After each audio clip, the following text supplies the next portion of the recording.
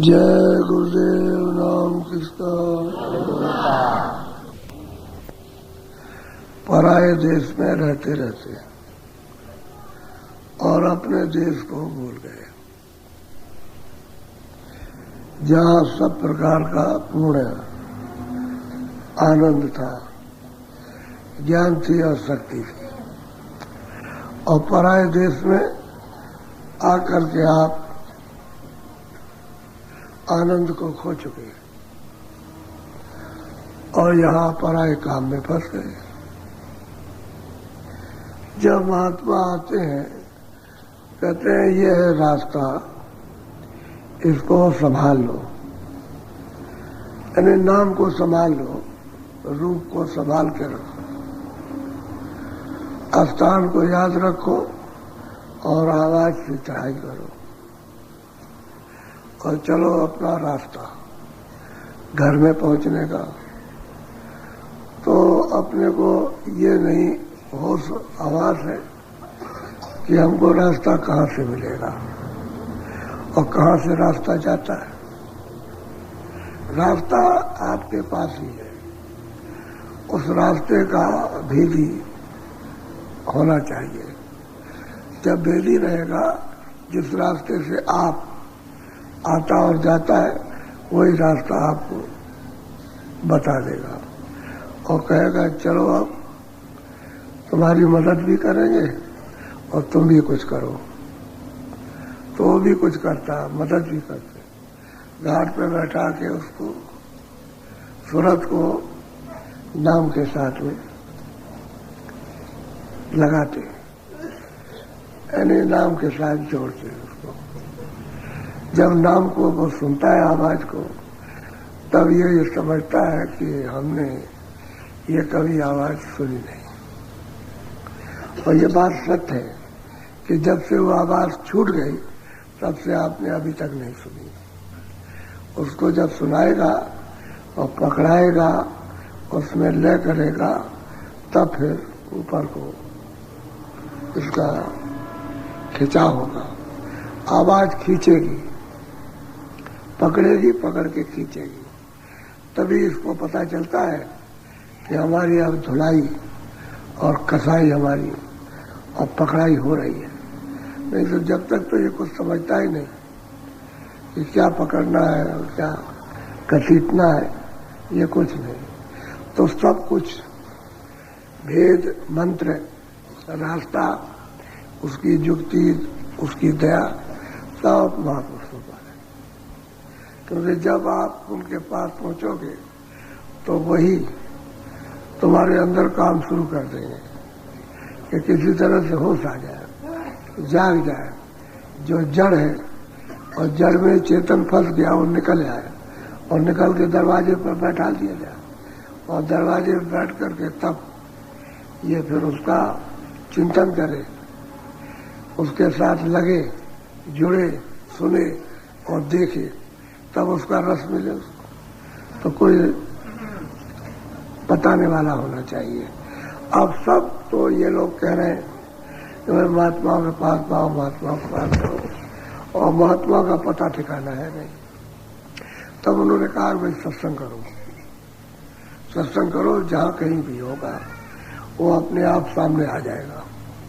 जब सत्संग को सुनाएंगे तो वही चीज जिस रास्ते से ले जाना वही सुनाते हैं, बाकी और नहीं। और तो तुमको बताएंगे इसमें फंसे हुए हो, इसमें भूले हुए हो, इसमें कुछ मिलेगा नहीं।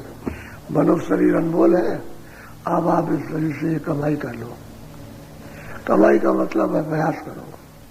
अभ्यास का मतलब है कि सूरज को जगाओ, और जब सूरज जागेगी, जब चैतन्यता समेट करके दरवाजे पे लाएगी, तब जगेगी। और अभी तक अपने को नहीं, तो अपना ध्यान संसार की तरफ है, तो उसको हटाकर आंखों के सामने लाना और मन, बुद्धि, चित्त जो बैठे हुए उनको सूरज का साथ देना है, तभी काम बनने लगेगा। तो मुख्य जो है बात असली कि धाम जब भी पहुंच सकते हो अपने घर में, पराये देश से निकलकर, जब वो जानकार मिल जाए। जानकार जब तक नहीं मिलता है, तब तक आप उसका पता ही नहीं लगा सकते हो। इसलिए कहा भाई ज्ञानी पुरुष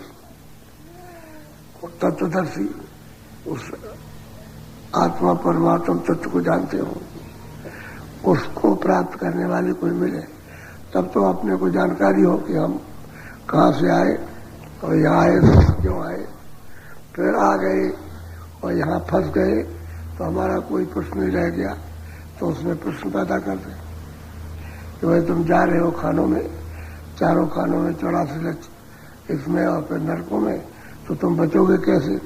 तो उसमें एक प्रश्न हो जाएगा कि कहाँ रास्ता मिलेगा बचने का, तो उपाय करेगा, तो फिर भी वो खोज करेगा महापुरुषों की। किताबें महापुरुषों की इतनी है आपको बताने के लिए कि गीता में कुछ नहीं कहा और वेदों और 4 शास्त्रों 18 पुराणों में कुछ नहीं।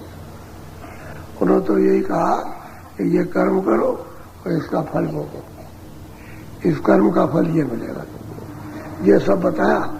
उसमें ये नहीं बताया कि तुमको घर में जाना, ये कहीं भी जिक्र नहीं है और ये भी जिक्र नहीं है कि कहाँ से तुम आए। इसलिए उन किताबों में आपको कुछ नहीं मिलेगा, कर्म मिलेंगे कि अच्छे और बुरे कर्म करो और अच्छे बुरे कर्मों का फल प्राप्त करो। और स्वर्ग और वैकुंठ को प्राप्त करना है तो जिन्होंने प्राप्त किया है उनके पास जाना, तो आपको पता ही नहीं, वो भी नहीं मिलते। तो फिर आत्म बोध वाले भी नहीं मिलते, परमात्मा जिसको ज्ञान वो भी नहीं मिलता है। तो जब कोई नहीं मिलेगा बताया क्या, तो कहते हैं कि भाई पुण्य करो। जब जानकारी नहीं है कहते पुण्य करो, पुण्य से स्वर्ग मिल जाएगा या वैकुंठ मिल जाएगा। लेकिन ये बात सत्य है कि पुण्य चीड़े मृतलोक है, पुण्य चीड़ हो जाएगा फिर मृतलोक में तुम्हारा जन्म हो जाएगा, फिर इन कामों में फंस जाओगे। तो नरदेही तो इसलिए नहीं मिली है कि पुण्य करो फिर वापस आ जाओ, नरदेही इसलिए कि ऐसा काम करो, ऐसी साधना करो कि निकल चलो यहाँ से, जन्म मरण के आस्थान को छोड़ दो, ये बताया। तो आप बोलो।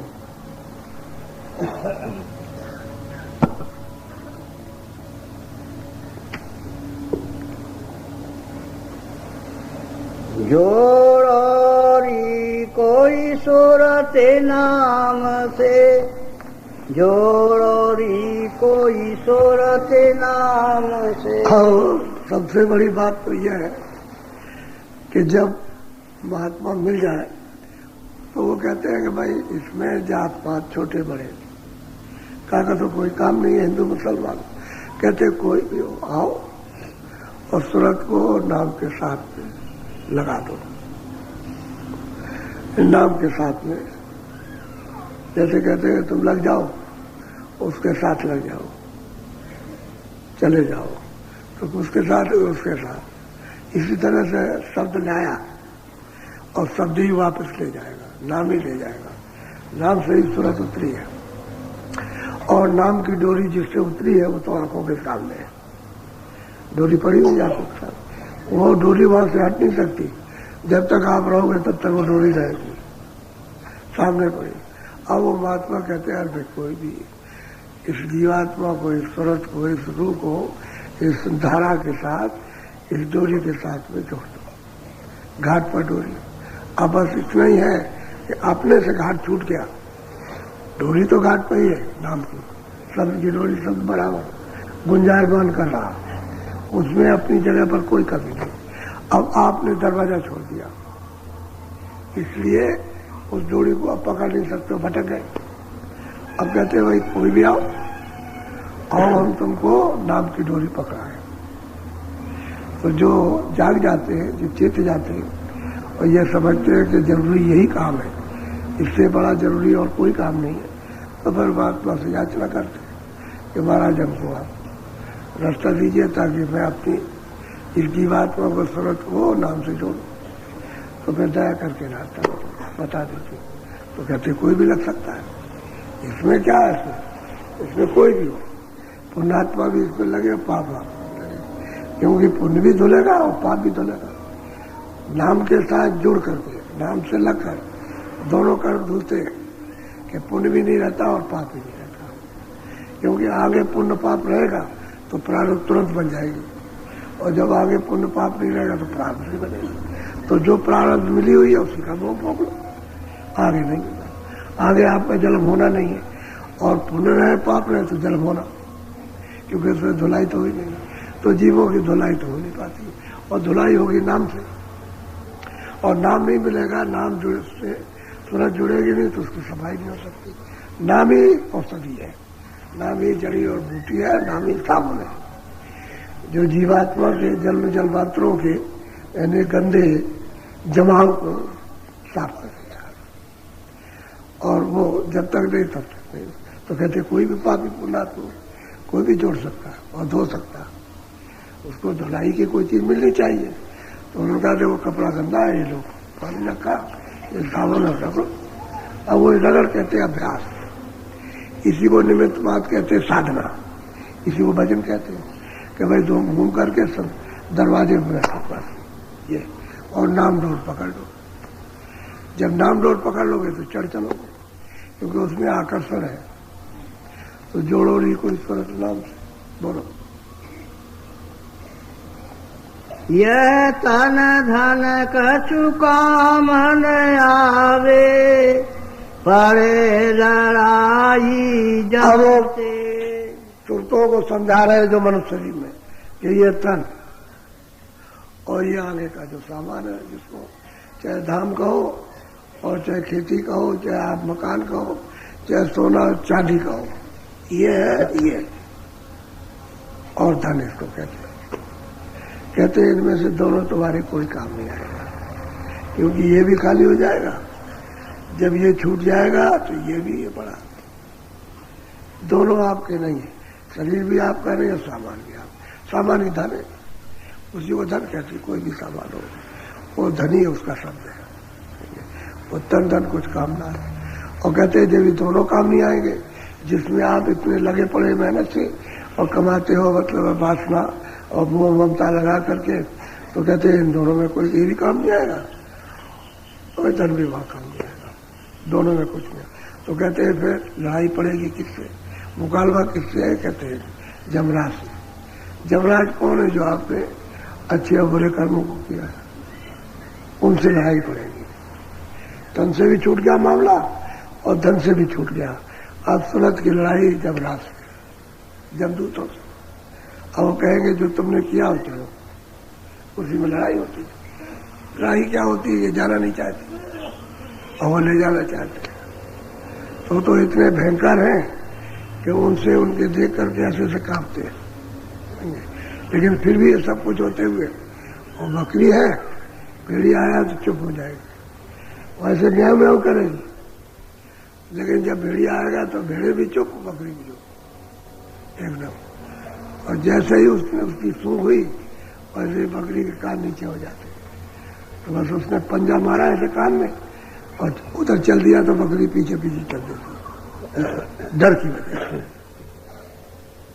है उसको पीछे लिए जा रहा। लेकिन इतना उसको बोध नहीं है कि जो जी लिया जा रहा है यही हमारा काल है, यही शिकार करेगा।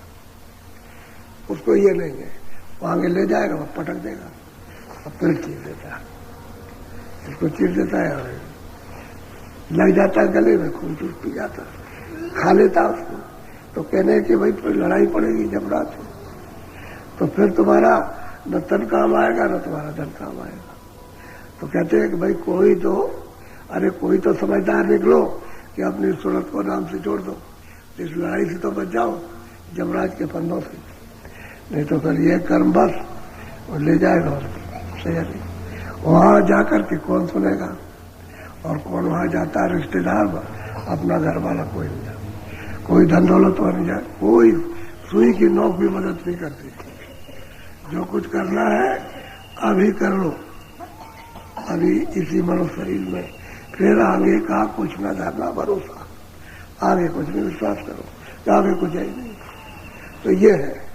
तो कहते हैं भाई तन धन कुछ काम नहीं आया, फिर तुम्हारे लिए मुसीबत खड़ी। बोलो।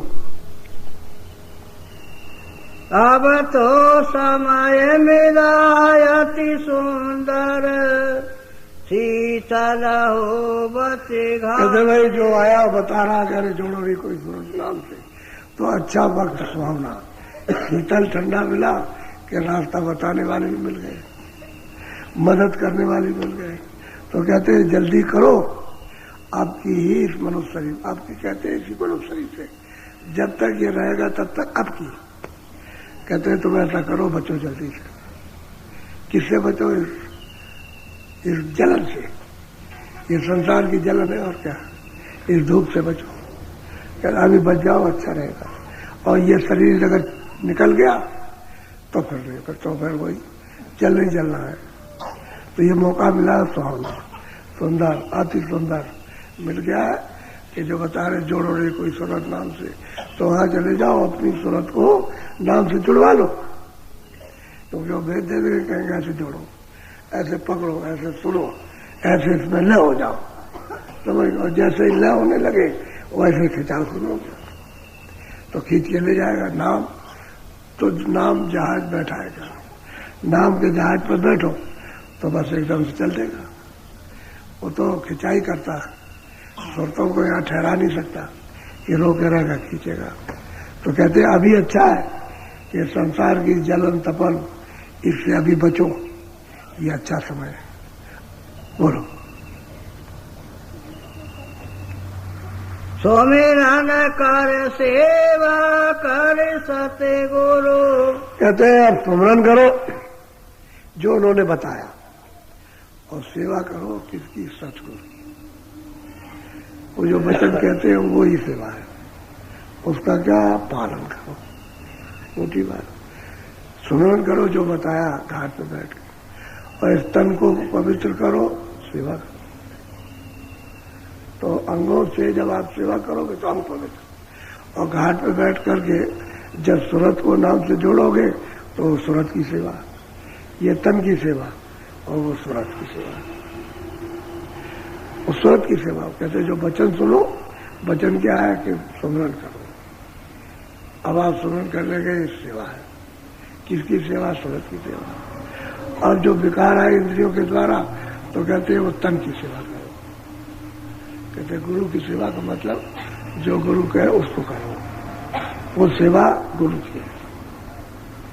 ये नहीं कि अगर लाख आदमी आए तो गुरु की, वो नहीं, वो तो कर ही नहीं सकते हो, आप उसको समझ नहीं सकते। सेवा करो जो कहा है उसको। तो दो बातें कहते हैं भाई ये काम करो तो तुम्हारा दोनों काम हो जाए, अंग भी पवित्र हो जाए, मन बुद्धि, क्योंकि अंगों पर तो मन बैठा आनंद ढूंढता है, उसी पर तो संकल्प विकल्प करता है। तो अंग पवित्र हो जाएंगे, इंद्रियों के दरवाजे जब शुद्ध साफ हो जाएंगे तो मन सूरत का साथ दे देगा। तो सुमिरन करो और सेवा करो। बोलो। मनाए हटाओ काम से। और यह जो कामनाएं हैं इंद्रियों के दरवाजा, जो संकल्प विकल्प जो करते हो, इच्छा करते हो, मोह ममता, कहते हो उसको थोड़ा सा इंद्रियों के दरवाजों से हटाओ, तभी काम बन जाएगा। क्योंकि वैसे बैठक सबकी एक ही जगह, सूरत की भी बैठक दोनों आंखों के ऊपर, और मन और बुद्धि और चित्त और अहंकार, इनकी भी वही बैठक है। अब सूरत बीच में है और इसके चारों तरफ ही है। अब ये इनकी धार नीचे जब उतर, सूरत की धार तो उतरी हुई है, तो उसी धार से मन बुद्धि चित्त इंद्रियों के घाट पर उतर जाते हैं, और उतर करके फिर अपना अपना काम करने लगते हैं। चित्त ने अपना काम किया चिंतन का, बुद्धि निश्चय निश्चय करती, मन संकल्प विकल्प करता, तो पहले चिंतन का काम चिंतन कर देगा, वो फौरन संकल्प विकल्प करेगा कि भाई वहां ये करना, वहां ये करना, ऐसा करना, वैसा करना, वैसा। और बुद्धि निश्चय कर कि ये ठीक है कि नहीं है, ये ठीक है कि नहीं, ऐसा होना है कि नहीं होना, करना कि नहीं करना है ये। अब वो अहंकार करने में कर लो, बस वही दीवार है, अज्ञान की दीवार घाट पर बैठ करके इंद्रियों के।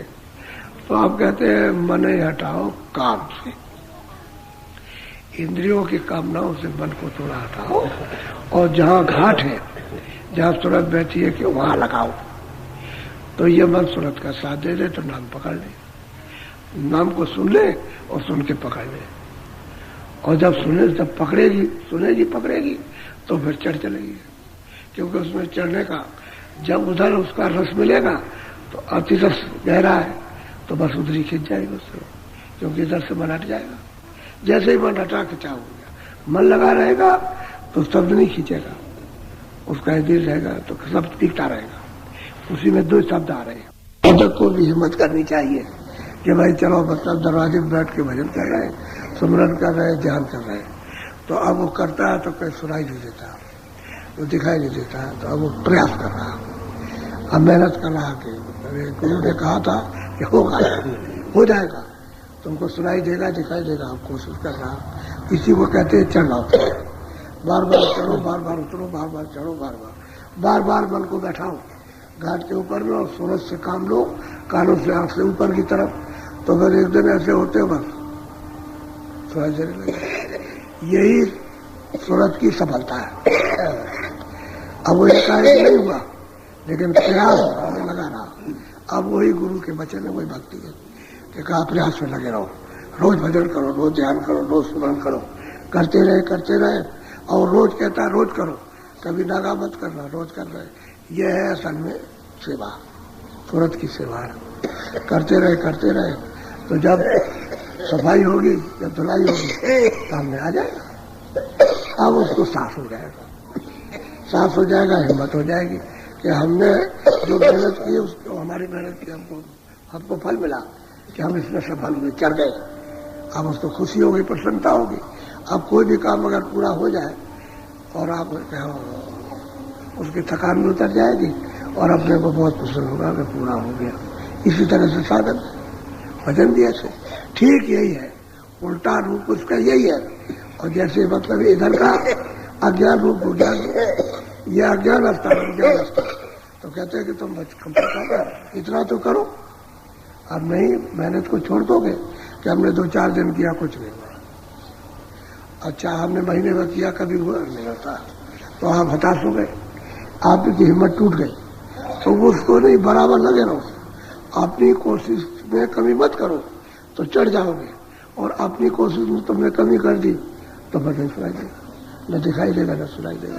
तो कहते हैं मन हटाओ काम से, मन को थोड़ा सा इधर से हटाते और दरवाजे पर जहाँ सूरज बैठी उसको नीचे मत उतारो, उतनी देर रुक जाएगा, 2 मिनट 4 मिनट 10 मिनट 15 मिनट, उतने में काम होगा। बोलो।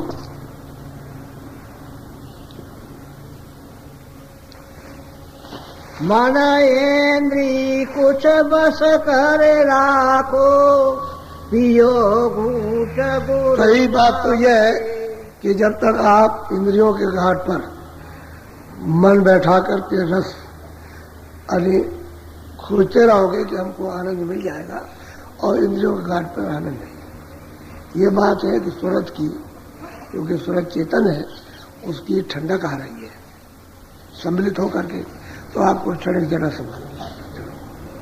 अच्छा फिर लेंगे आनंद, तो फिर कोशिश करते हो कि भाई वो आनंद को मिल जाए, वो आनंद मिल जाए हमको देखने का, सुनने का, खाने का, इन सब चीजों का। तो मतलब है, तो उसमें सूरज की ठंडक है, न कि मन का कुछ या पर्दे में कुछ है। पर्दों में कुछ नहीं, इंद्रियों में कुछ नहीं है, और सूरज की ही ठंडक, क्योंकि सूरज चेतन है, और चेतन में अगर खाली निकल जाए तब तो फिर काम ही उसका बन जाए, तभी तो उसको आनंद मिल जाए मन को। तो खालिश नहीं होती, यानी निर्बल नहीं हो पाती, पर्दे के अंदर दबी रहती है। इसलिए मन इंद्रियों के घाट पर। तो मन और इंद्रियों को कुछ बस कर के राखो और घाट पर इसको मन को लगाओ तो कुछ काम बन जाए। बड़ी तरकीब से, यानी पहले तो वो समझाते रहे सबको। जब महात्मा समझाते तो उनके पास कोई किताब नहीं, किताब की जरूरत भी नहीं पड़ती, और जब वो चले जाते हैं तो कुछ लिख देते हैं। तो फिर आप कहते हैं भाई अपने इस तरह से समझाया था, इस तरह से, तो महात्माओं का हो जाता प्रमाण कि भाई वो महात्मा ये समझाते थे कहीं इस तरह से। और बात यही है, क्योंकि आपको ये हो जाएगा कि नहीं ये विद्या ठीक है, ये रास्ता ठीक है, ये नाम ठीक है, और ये जो हमारे अंदर में आँख है कान ठीक है। तो जब उन्होंने प्राप्त किया, प्राप्त कराया, तो ये हिम्मत होती है कि हम भी कर सकते हैं प्राप्त। जब औरों को प्राप्त कराया, दया हो गई, तो हमको भी मिल जाएगी दया। तो ये उसको साहस होता है और विश्वास होता है कि हमारे ऊपर भी कृपा कर देंगे, कृपा कर देंगे। जब औरों पर कर रहे हैं कृपा, तो फिर विश्वास के तब काम बन जाता है। विश्वास हो जाए क्या तो कहते हैं, विश्वास प्रीत प्रति विश्वास तो वही तो उसके लिए है।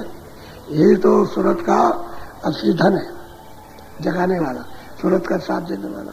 अब शील और क्षमा, संतोष, विनय और विवेक अगर ये इकट्ठी न हो तो ये काम, क्रोध, लोभ, मोह, अहंकार ये भगेंगे नहीं। जब ये इकट्ठे होने लगते हैं तो ये भागते हैं, अपना दरवाजा छोड़ जाते हैं। तो सूरत को सखियां मिल जाती है मदद करने वाली। शील, क्षमा, संतोष, विनय, विवेक ये सच्ची सूरत की सखियां हैं। उसको जब मिल जाएंगी तो इस पर्दे में उसकी मदद हो जाएगी। ये जड़ पर्दा है, ये जो है जड़ पर्दा, इसमें मदद मिलेगी तो आप इससे ऊपर आ जाओ। सीमेंट के ऊपर यहाँ आना चाहिए। जब तक यहाँ नहीं आओगे ऊपर में, तब तक ये रात जो रहस्य संबंध, यह रहस्य रघुनाथ कर देख न जाने कोई, जल्दी कोई नहीं जान सकता। जो जाने सो गुरु कृपा, और सपने में मोह न हो, कृपा होनी चाहिए गुरु। तो वो इसलिए आता है कि भाई तुम क्यों नहीं जोड़ते उस सूरत को नाम से। यही तो आवाज देता, कहते ये क्यों पक्षपात करते हो, तुम अपनी अज्ञान बुद्धि से पक्षपात करते हो कि हम ब्राह्मण, हम क्षत्रिय, हम ये, हम वो फलाने, ये छोटे, ये बड़े, कुछ नहीं, कोई जोड़ो, कोई जोड़ सकता। वहां उनके यहाँ पक्षपात नहीं है। उनके यहाँ तो ये है कि जो हर का बजाय सो हर का हो, और जात पात पूछे नहीं कोई। कहते उसके यहाँ जात पात कुछ, पहले भी जात पात नहीं थे और अब भी नहीं है, और भविष्य में भी जात पात नहीं रहे। जात पात तो आपने अपने काम के लिए रखा, वो काम है। और वो शब्द का बोध है, तुम मास्टर हो, तुम काश्तकार हो, तुम दुकानदार हो, झाड़ू लगाते हो, तुम ये काम करते हो, ये तो नाम है उसका। काम जो कर रहे हो उसका नाम। अब किसी को कहोगे भाई ये दफ्तर में जाओगे तो किससे मिलना, तो बताओगे मैं उससे बोलूंगा चलो बैठा, तो किसका नाम है? काम का नाम है। जात थोड़ी है, जात नहीं है उसकी, कोई जात नहीं। इसी तरह से महात्माओं ने काम का बोधन कराया कि ये काम, उसका ये नाम था, तो आपने उसी को अज्ञान में जाति बना दी। बस ये बात हो गई। बोल तो ये है, आप उसमें पर गए आप, तो कहते कोई जोड़ो, यानी कोई भी जोड़ो, आओ जो भी आओ, हमारे यहाँ कोई परहेज नहीं है, कोई जोड़ो आकर के, हम उसको रास्ता बताएंगे और कहेंगे जोड़ो। तो आपको जाना चाहिए उनके पास, अब वो मिलते तो ही भाग दौड़ के चले जाते, ऐसे ही। बोलो। लगे ठिकाना मिले मुकामा, छूटो मन के दाम। हम कहते हैं कि भाई मन तो कहीं से आया है, बुद्धि भी कहीं से आई, बुद्धि आगे तो है नहीं, और चित्त भी कहीं से आया, अहंकार भी। तो कहते हैं भाई तुमको रास्ता मिलेगा जब तुम ठीक दरवाजे पर आ जाओगे और रास्ते में चलोगे तो मुकाम मिल जाएगा। यानी क्या मुकाम मिलेगा? मन का ठिकाना मिल जाएगा कि मन का भंडार कहाँ है, तो मन का भंडार से जल का मन है, बुद्धि का भी भंडार वही है, और चित्त का भी भंडार से जल का मन है, और अहंकार का भी वही है। ये उस चेतन के तत्व हैं जो इस लिंग पर्दे के साथ, और इनमें सूरत एक भी नहीं है, लेकिन सूरत की वजह से ये चेतन हो रहा है। चेतन का ही तत्व है और इसके साथ चेतन हो रहे हैं। और वैसे उस तत्व में जब पहुंच जाएगा तो आगे नहीं जाएगा। उसी तत्व में, चेतन तत्व में, चेतन भंडार में जब ये मन बुद्धि चित्त अपने में मिल गए तो फिर आगे नहीं जा सकते। तो सैदल कमल से तो आगे जाते नहीं, सैदल कमल से तो ऊपर में सूरज जाते। तो कहते हैं भाई तुमको जब रास्ता बताया, दरवाजा मिल गया और तुमने पकड़ लिया नाम को, तो तुम मुकाम पर पहुंच जाओगे जहां से तुम आए हो। ऐसे ही सूरत है, जब नाम को पकड़े तो जहां से आई उसकी पौड़ी बना रखी है, सीढ़ी, कि इस नाम को पकड़ो मुकाम पर पहुंचो, उस नाम को पकड़ो उस मुकाम पर, उस नाम को पकड़ो उस मुकाम पर।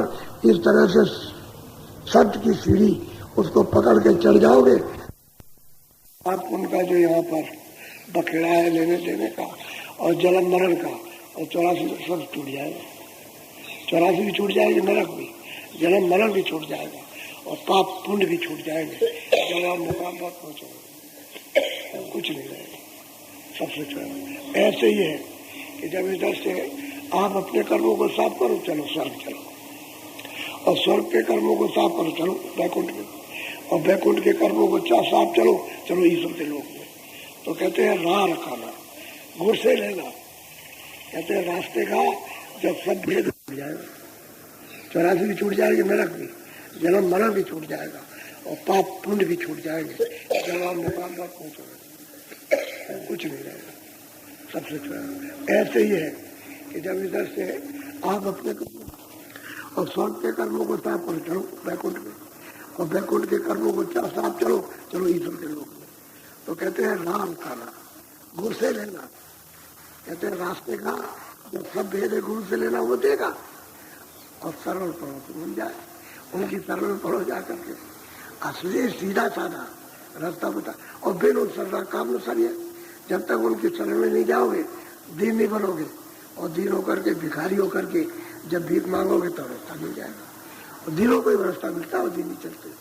और जो अहंकारी घमंडी है कि हमको जानते हम नहीं कुछ नहीं, उनको कभी कुछ नहीं मिला, वो वैसे के वैसे रह गए, दीन भिखारी होना चाहिए। तो कहते हैं कि भाई मुकाम पर पहुंचोगे तब तुमको ज्ञान होगा भाई ईश्वर कौन है, ब्रह्म कौन है, पार। अभी कुछ जानते उसकी रचना क्या है, अभी कुछ नहीं जानते, अभी तो पूरा हाल यहाँ का भी नहीं मालूम, इस लोक का भी। तो जब यहीं का नहीं जाना तो वहां करके जाना, यहाँ का देख लो। तो यहाँ का अल्प ज्ञान है, अल्प दृश्य है, इधर दिखाई देता है उधर नहीं, उधर दिखाई देता है इधर नहीं, इधर का देखा उधर जाओ तो इधर नहीं। यह अल्प बोध है, अल्प दृश्य है, पर्दा है। इस पर्दे को उधर गए तो इधर का, उधर का दिखाए, उसके गए तो उधर का, इधर का कुछ नहीं दिखाई देगा, तो इधर का सब भूल गए आप। और उधर जाओगे तो इधर का भी दिखाई देगा, उधर का भी देगा, उधर तो ज्ञान है, यह अज्ञान और विज्ञान। उधर उजाला है, इधर अंधेरा। तो वो बहुत प्यार से कह रहे हैं भाई तुमको रास्ते का भेद मिलेगा और चलोगे मुकाम मिल जाएगा, नाम को पकड़ोगे शब्द को तो स्थान मिलेगा। तो पहले ही से अंदर कमल पड़ेगा। वैसे तो नीचे और जूते हैं, लेकिन उनसे क्या प्रयोजन, असली जगह पर स्थान पर जाना, उसी का भेद बताया जाता है, ये स्थान है। तो जब वहां जाओगे मुकाम मिल जाएगा। तो मन के सब पकड़े से क्यों छूट जाओगे, जब उसका स्थान मिल गया, भंडार मिल गया, उसमें ले हो गया। फिर यही मन सब पर हुक्म चलाता, देवी देवताओं पर, ऋषियों मुनियों पर, तीनों लोगों पर ये राज करता था। आज उसकी मट्टी खराब हो गई कि अपने भंडार से निकल के आया तो मार खा रहा। अब यही तो संत महात्मा बताते हैं कि भाई तुम तो बड़े बलवान थे, तुम्हारा हुक्म सब पे चलता था, और यहाँ कहाँ मार खाने के लिए घाट पे, चलो तुम चलो यहाँ बैठो, सूरज का साथ दो और चलो हम तुमको मुकाम पर पहुंचाए। तो झगड़े से निकल जाओ, जन्म मरण छोड़ जाएगा, तब छूटेगा जन्म मरण, ऐसे नहीं। तो इन कर्मों को इनको जलाओ, यहाँ ये जगह, इधर में जब चढ़ाई करोगे तो ये सब कर्मों के पर्दे तो उधर स्वर्ग के स्वर्ग में जला दो, ये यहाँ जलेंगे, और स्वर्ग के जितने कर्म होंगे स्वर्ग में जले, और ऊपर के लोगों के जितने भी कर्म होंगे सूक्ष्म लोग के और सूक्ष्म लोग की चढ़ाई में जल जाएंगे, जलेंगे सब शब्द के साथ, शब्द के साथ लग करके इसको जलाओ, साफ करो, पूरा साफ हो जाए। जब मन बुद्धि और चित्त अंतःकरण सूरत निर्मल हो गया, खुल जाएगी, खुली खुलाई। और जब तक ये गंदी है तब तक बंद है, तब तक बंद रहेगी, कान भी बंद रहेंगे, आंख भी बंद रहेगी, नाक भी बंद रहेगी, क्योंकि सूंघने को मिलेगा। और खुल जाएगी तो आंख भी खुल गई, कान भी खुल गए, नाक भी खुल गई, तो देखो भी और सुनो भी और सूंघो भी, असली चीज ये है। तो मुकाम मिले फिर उस पास नहीं होगा, सबसे छूट जाना होगा, क्योंकि सूरत को तो उधर जाना, इस जाल से निकल जाए। तो मन अपने मुकाम पर पहुंच जाए, उसको तो अपना स्थान मिल गया, उसी आनंद को, उसी मतलब ये है कि अपने उस तेज और अपनी शक्ति को ढूंढ रहा था, लोग ये ढूंढ रहा था इधर मिलेगी तो यहाँ कहीं नहीं। और भाई कोई आदमी गरीब होता कि चलो, बहुत आपने सुना होगा कि बहुत गरीब आदमी थे तो लड़ाई में शामिल हुए, उसके बाद बढ़ गए, फिर बड़ी बड़े लड़ाइयाँ करने लगे, बड़े बड़े उन्होंने गांव से जीते और फिर राजा हो गए। क्या सोचते थे भाई राज मिल जाएगा, सब पर हुक्म होगा और फिर हमारा हुक्म होगा, हमको आनंद मिलेगा। तो जब वहाँ राज उनको मिला तो कुछ भी नहीं, वो यहाँ से मुसीबत जाना। पहले एक मुसीबत थी आनंद खोजने की, अब मतलब ये हजारों मुसीबतें खड़ी है, तो देखा यहाँ था कुछ भी नहीं। तब कितने राजाओं की मिसालें आई, बादशाहों की, कि उन्होंने गद्दी को फेंक दिया, गद्दी छोड़ दी, और जंगल को चल दिया। जंगल को गए, फिर महात्मा मिले और फिर रास्ता उनको मिला, तब उन्होंने बताया मतलब ये। तो ये भी मिसाल है, यानी गद्दी पाने की भी मिसाल है और गद्दी त्यागने की भी मिसाल है कि उन्होंने किस लिए ढूंढा था कि आनंद सुख मिलेगा और उसके बाद में जब कुछ नहीं मिला तो फिर लौटे, इधर कुछ नहीं। वही ठीक था, वो भी ठीक नहीं था जहाँ थे, और वो भी ठीक नहीं है। वो ठीक तो होगा जब रास्ता मिलेगा तब। तो कहते हैं भाई मुकाम मिल जाएगा तो तुम इस झगड़े से बच जाओगे, तुरंत आजाद हो जाए। तुरंत मन बुद्धि चित्त और इंद्रियों के और शरीर के इससे आजाद होना चाहिए, तो वो शब्द को पकड़ के ही आजाद होगी। दूसरा कोई ऊपर जाने का रास्ता नहीं है किसी तरह का, सब पकड़ के जाते। शब्द कहते हैं नाम, आवाज, बोलो।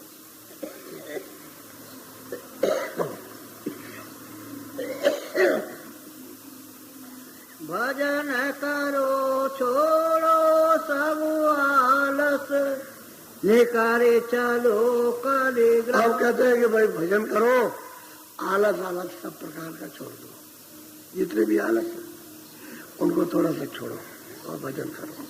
और कली का ये ग्राम, क्योंकि काय आपसे ले लेगा, दूसरी काय में बंद करेगा, उसको भी ले लेगा। ये उसका धंधा ही है, यानी उसका दिन रात का धंधा यही है कि काय देगा फिर लेगा, फिर देगा फिर लेगा।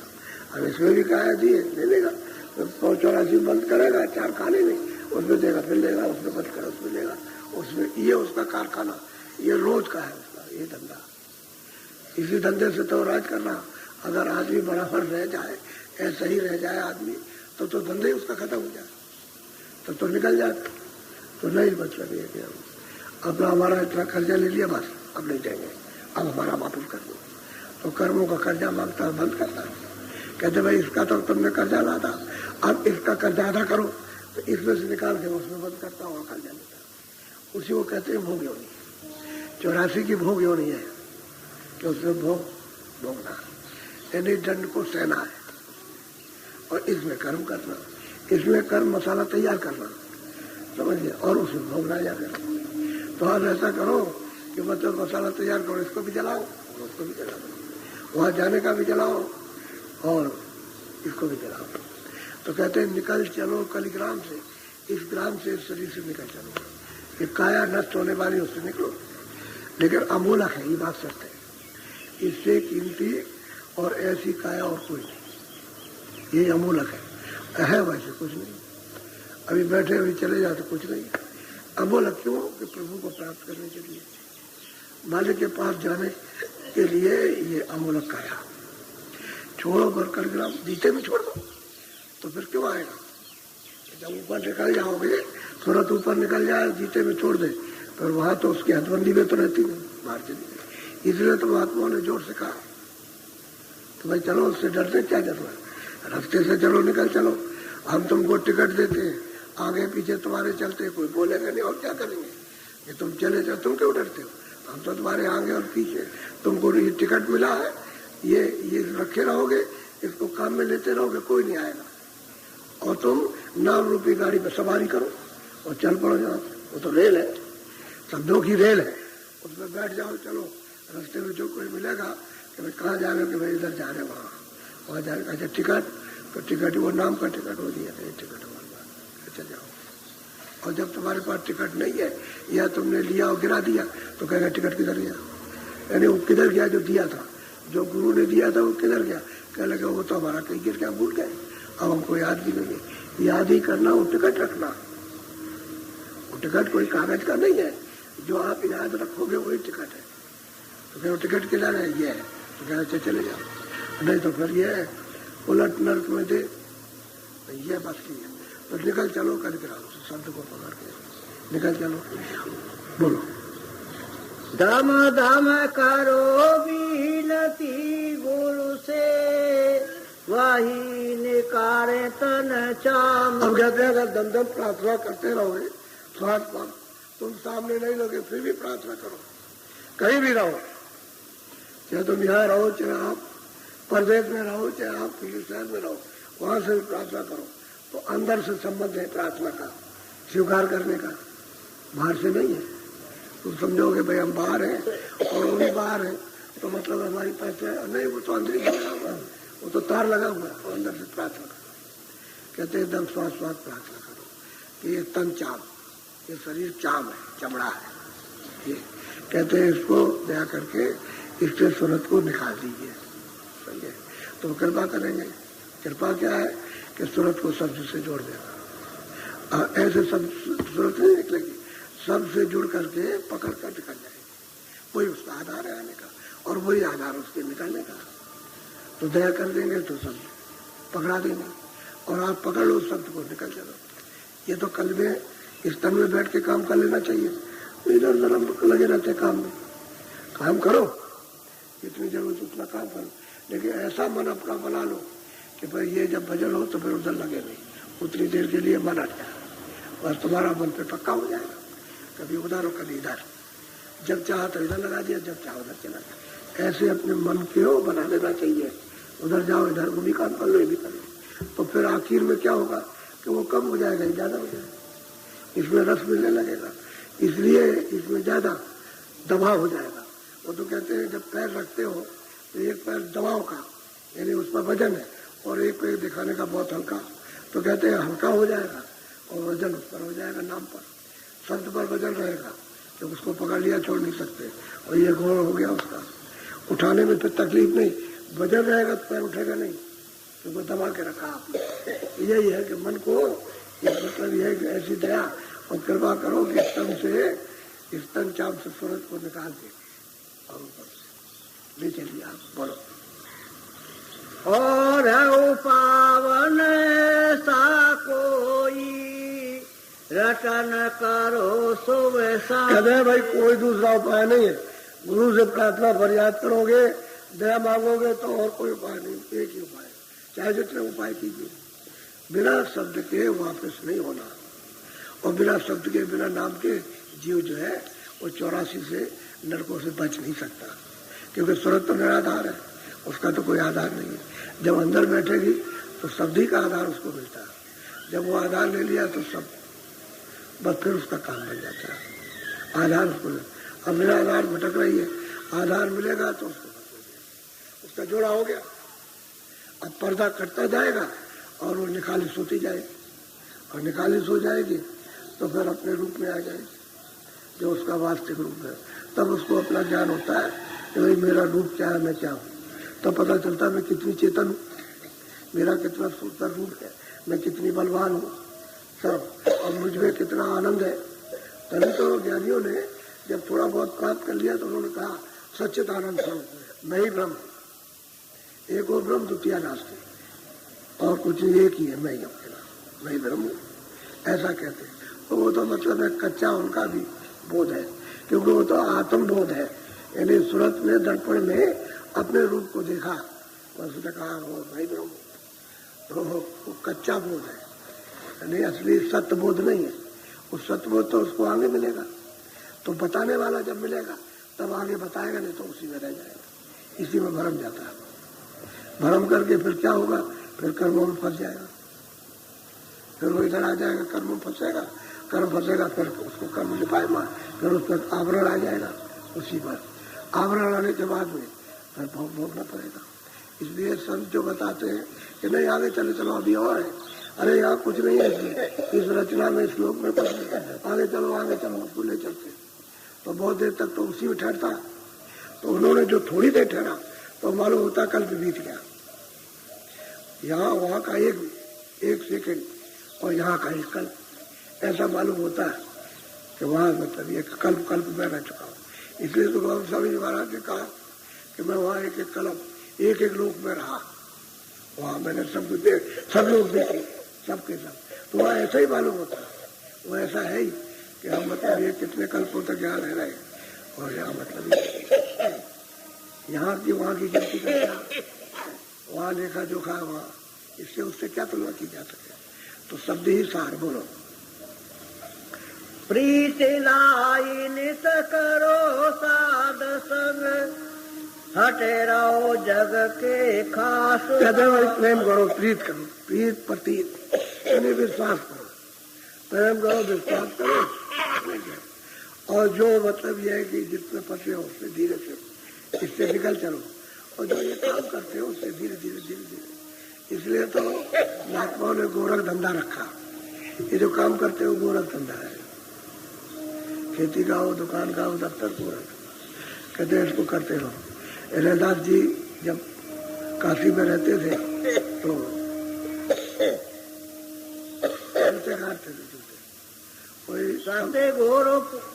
समय से आए 10 बजे और शाम को 5 बजे अपना बैठे रहे, अपना जो कुछ भी किया अपना करते रहे और समय से। उन्होंने भी कहा कि तुमको तुम्हारे पास जो भी गोरख धंधा है वो तुम अपना करते रहो इसके लिए, उसमें ये न मत समझो कि बहुत ही छोटा सा गोरख धंधा सब एक ही है।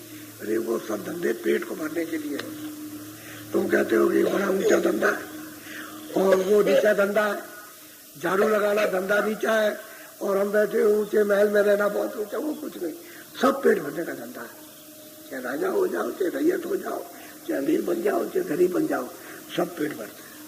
तो इधर रोटी इधर, ये अगर खाली रहा तो बादशाह भी चिल्लाएगा, उसको भी चैन नहीं और गरीब भी चिल्लाएगा। तो कहते गोरख धंधा अपना रखो। वो कहा है खुदा कुकड़ी, यानी ये खुदा कुकड़ी है, करो भजन में भाव। पता चले कि भजन में बड़ा विघ्न डालती है, क्योंकि इसमें कुछ है नहीं। यहाँ को टुकड़ा डाल के भजन करो निसंग, इसमें कुछ टुकड़ा डाल दो, समझे, तब तुम निसंग भजन कर सकते हो। और टुकड़े डाला तो बादशाह बेचैन, गरीब बेचैन और साधु बेचैन। तो वही कहा ना कि अन्य लड़े अन्य झगड़े, अन्य लड़े गढ़कोटों से। गढ़कोट कहते हैं बड़े बड़े किला राजाओं के, यानी राज्यों से उसको कहते हैं। और कहते हैं साधु तभी तपस्या करेंगे जब पेट भरेंगे रोटी से। रोटी मिलेगी तब तो तपस्या होगी, और रोटी नहीं मिलेगी तो भजन में भंग होगा। तो कहते हैं वो गोरख धंधा रखो, खेती करो। हम तो साधु नहीं बनाते। अच्छा साधु बन जाओ तभी तो रोटी खाओगे, रोटी साधु बन के भी खाना। और वही करते हुए पहले से जो सिलसिला बना हुआ है, जो आपका जमाव है, उसको ही करते रहो। आप कैसा भी हो आपका धंधा करो, लेकिन धंधा ठीक करो, हिंसक धंधा मत करो। हिंसा से जो रहे तो धंधे को करो पेट भरने के लिए। अच्छा कुछ भी कमा के लाओ, रोटी तो खाओगे, रोटी तो मिलना चाहिए। मान लो कि तुमने चावल है तो चावल का कुछ भी बना दिया, वो भी तो रोटी है। और पेट भरने का वो भी तो चावल अनाज है। बाहर विदेश में अनाज होता है, मान लो डबल रोटी बना दी उन्होंने, तो रोटी तो है, वो तो अनाज है, अनाज तो पेट भरते हो। ऐसा कोई नहीं है, कोई देश कहते हैं हम कोई अनाज नहीं खाते, हम ऐसे ही रहते हैं, ऐसा नहीं, पेट भरते हैं सब। तो वही कहते हैं धंधा कोई करो, उसमें कोई खराबी नहीं है, पेट भरने का धंधा उसका। अब यह धंधा करते समय, अब समय से चले जाओ, काम किया और चले गए बस, अब फिर भजन में लग जाओ। वो कहते हैं महापुरुष, कहते हैं भाई साधु बनने के गेरू कपड़ा पहनो, सफेद पहनो, दाढ़ी रखो, जटा रखो या कुछ भी रख लो, लेकिन उससे भजन से क्या मतलब? भजन से, भजन तो अंदर का है, भजन तो बाहर का दाढ़ी का नहीं है, न वो बाल का, न गेरू कपड़ों का, न सफेद कपड़ों का। भजन तो घाट पे बैठने का है, तो वो तो घाट के ऊपर का है, वो तो शरीर का घाट नहीं है। शरीर का घाट तो इंद्रिया और सूरत का घाट है, इस घाट के ऊपर तो बैठी हुई। तो तुम भजन करो ऊपर घाट से। ये धंधा शरीर घाट का, तो शरीर को दे दो और उधर सूरत की खुराक सूरत को दो। तो कहते हैं भजन करो, ये है सच। बोलो सत्य गुरु पूरे कहे सुनाई, लगो जाई सतनाम से। अब कहते हैं भाई, जब वो पूरे सदगुरु कहते हैं कि भाई तुमको बीच के भी नाम मिलेंगे, बीच का भी भेद मिलेगा, बीच का भी रूप मिलेगा, बीच के भी दर्शन होंगे, लेकिन यह है कि तुम भजन करते रहोगे और लगे रहोगे और प्रीत प्रतीत के साथ में, तो जो सतनाम है, जो सत्य देश में सतलोक कहते हैं, वहां पहुंच जाओ, वहां पहुंचा दी जाओ। अब तो उससे वहीं से आए हो, वही तो कहा करता हूँ। तो जब मैं कहता था, कोई प्रमाण नहीं देता था, तो इनको ये होता था कि भाई सब लोग तो वहां से आए, सत्य देश से आए, और ये परदेश है तो लोग भी सब। अब वो पढ़े लिखे, वो देखे भागवत को देखे कि इसमें तो ये कुछ नहीं देखा, फिर वो गीता देखे तो इसमें भी कुछ नहीं है, और शास्त्रों को देखे, पढ़े लिखे वेद पलटे। तो काशी में उन्होंने हमसे कहा कि भाई हमारे जो हम किताबें पढ़ते हैं, हमको जो बताई गई हमारे धर्म में, तो तुम्हारा धर्म कहाँ से आ गया, आया कहाँ से तुम्हारा धर्म? तो वही दो धर्म तुम्हारा जहाँ से आया वही बात बताई जाती है, दूसरी बात कुछ नहीं है। वही तो समझे क्या असली बात तो ये। मैंने भाई जब ब्रह्मा ने जब वेद आवाज सुनकर के तपस्या की, यानी समाधि लगाई, समाधि का मतलब यह है कि उन्होंने आवाज को सुना, वो आवाज को सुना और उन्होंने हुक्म दिया कि हम जो बोले हम लिख दो। तो उसने लिखा है कि हमने आवाज सुनी वो लिखा, हमको जिसमें से आवाज ली थी उनका दर्शन नहीं हुआ, साफ लिखा, हमको दर्शन नहीं हुआ। पहले तो वो ये कहते रहे, लेकिन जब आद्या मां शक्ति ने जब पूछा विष्णु से कि तुमको पिता का दर्शन हुआ, तो उन्होंने कहा हमको नहीं हुआ। इतने लुच्चे हो, इतने झूठे हो, समझ गए, और तुमने कह दिया हमने पिता का दर्शन किया और दर्शन तुमको, आवाज सुनाई दी तुमको, वो तुमने लिखा, दर्शन नहीं हुआ, तो श्राप दे दिया कि जाओ जगत में तुम्हारी कोई पूजा नहीं करेगा। असली बात तो ये है। और उनसे कह दिया कि जगत में तुम्हारी पूजा इसलिए होगी विष्णु की और शिव जी की कि तुमने सत्य बोल दिया कि हमने दर्शन नहीं किया। तो इन तीनों में से जो तपस्या की है किसी को दर्शन नहीं हुआ। जो सैदल कमल में जो इनके बैठे हुए हैं, जो पिता कहलाते हैं, उनका किसी को दर्शन नहीं हुआ। आद्या शक्ति को उसका भेद मालूम, तो उसको आदेश दे दिया है कि तो इधर कोई ना आने पाए, ये इनको बिल्कुल पता न लगे कि मैं इधर बैठा हुआ हूँ। तो मैंने इनको अलग कर दिया, तब तो ये सृष्टि का काम संभाल रहे, उत्पत्ति का प्रलय का पालन का, ब्रह्मा का काम उत्पत्ति करने का और विष्णु का काम पालन करने का, शिव का काम संहार करने का। और अपने अपना मुकाम है, कुर्सी है, जैसे कुर्सी पे कि तुम्हारा काम ये तुम्हारा ही तुम्हारा ही, वही कुर्सी है, बैठ के अपना अपना काम कर रहे हैं अपने अपने काम में। अच्छा ये है, इनको उधर जाने का नहीं, पता भी नहीं उधर कहाँ कैसा है पिता, बस आवाज सुन रही है, वही लिखा उन्होंने, ये है असली बात।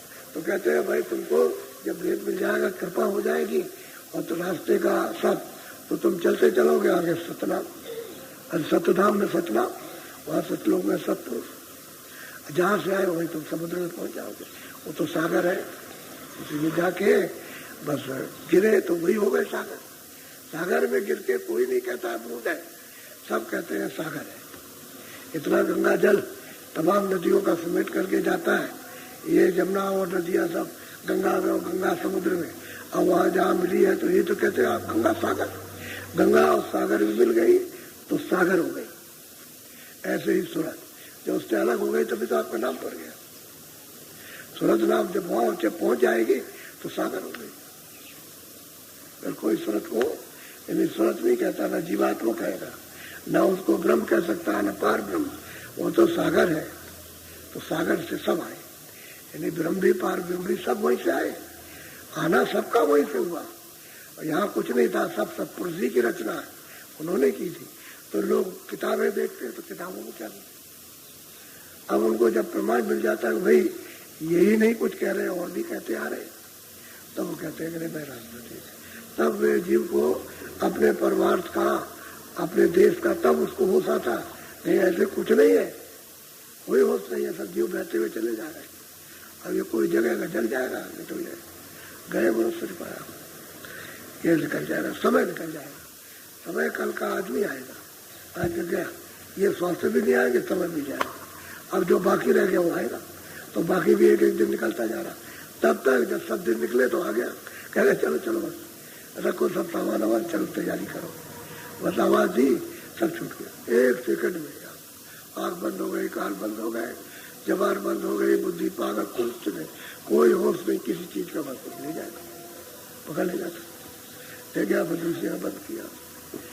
वह तो हिसाब करने में क्या देर लगती है, उसके हाथ वो चटपट का काम है, सेकंडों का, और पहुंचा बस हिसाब किया, बस वहां तुम्हारी को सुना क्या नहीं, ऐसा नहीं वैसा, वो नहीं। इसलिए भजन करो इस चाम से, तन चाम से, ये भजन करने के लिए मिला है, ये और काम के लिए पेट भरने को भर लो और बाकी भजन करो। गुरु महाराज कहते थे कि देख मेरी बात को सुन ले, बैठ के रोटी की इच्छा मत कर लो, बैठ करके जब तक तेरा हाथ चले तब तक उतना तो काम करना है जिससे अपना पेट भर ले, उतना करना। तो हमने पूछा, हमने महाराज जब हम साधु हो गए तो साधु हो गया तो पैर तो है, पैर है, तो कह लेंगे रोटी मांग लेना, जो यहाँ से चल के जाएगा दरवाजे दरवाजे, तो 7 दरवाजों पे जाएगा, 7 ही रोटी लेना पहुँच जाए, और 1 हफ्ते में 7 रोटी लगेंगी। तो बस अपने रखे रहना, और पानी में कड़ी हो जाए तो पानी में भिगो के खा लेना और भजन करना, तो उनका तेरे ऊपर में आवरण नहीं आएगा। वो ये समझाते थे। तो चल के जाना, रोटी बैठ के मत खाना, और कुछ ना कुछ करना। तो दूसरे का नहीं, अपना मतलब है। तो आप नहीं देखते हो हम कितना करते रहते काम, वो तो आप ये है कि मतलब ये आपके सामने। अभी तक तो तुम देखते थे, पिछले दिनों तक फड़ुआ चलाते रहते थे ऐसे। तो गुरु महाराज के आदेश का तो पालन होना चाहिए। जब तक शरीर काम करे तब तक कुछ करो, और जब नहीं करता है तो सभी बैठ जाते हैं। तो कहते कमाई कर रख के करो, और जब हाथ पैर काम नहीं आएगा तो वही कमाई जो की है वही तो अपने काम आती है। जो सज्ज की कमाई धन कमा लोगे वही आपको ले जाएगा, फिर क्या हो सकता है। तो बड़ा साफ साफ कहा करते थे। और मेरे को एक छोटी बात बताए और एक बड़ी बात, बड़ी से छोटी और छोटी से बड़ी समझा दे तो बात समझ में आ जाती। शुरू में आए तो स्वामी जी महाराज ने कहा कि देखो महात्माओं बहुत लोग परीक्षा करते हैं। तो हमने पूरी बात तो सुनी नहीं थी, आए थे तो सोचा चलो वहाँ चलेंगे, भजन करेंगे चल के। तो वहाँ चले गए, इधर बांदा जिले में, वहाँ जंगल था, वहाँ बैठ गए जाके। और ये सोचा कि हम किसी से नहीं मांगेंगे, कहीं नहीं जाएंगे, जो गुरु महाराज देंगे उसको यहाँ खा लेंगे। हम देखते हैं गुरु महाराज यहाँ कैसे पहुँचाते, हम नहीं जाएंगे कहीं। अब ये हट है, ये बहुत बुरी हट है, लेकिन अपनी समझ है। तो वहाँ एक आदमी कचहरी में आ रहा था, तो ऐसे गाड़ी में बैठा था और बांधा आ रहा था चित्रकूट की तरफ से। तो उसको स्वप्न, ऐसे उसको नींद आ गई तो स्वप्न कि देख एक साधु है, वहाँ मंदिर के पास में एक कुटी है, उसमें एक साधु है, तू 5.25 किलो ले जा, लड्डू चढ़ा दे और तेरा काम हो जाएगा, कचहरी का काम तेरा हो जाएगा। तो अब वो उतर के उसने लड्डू खरीदे। उस समय पर लड्डू तो बहुत सस्ते मिलते थे, 1.25 रुपये 12 आने का लड्डू मिला होगा। तो लेकर के पहुंचा, तो जब वो हमारे पास वो ढूंढता गया तो पहुंचा कुटी पर। हनुमान जी का मंदिर तो अलग था। तो हमने भाई ये लड्डू तो हनुमान जी को चढ़ाए जाते हैं, तो तुम उसमें चढ़ा दो जा करके, यहाँ कैसे ले आए? कह लगे नहीं, हनुमान जी को चढ़ाने दे गए। कह लगे ये सब आपको देने आए। अब हमने तो उससे कुछ पूछा नहीं कि भाई मतलब ये कि ये क्या हुआ क्या नहीं हुआ।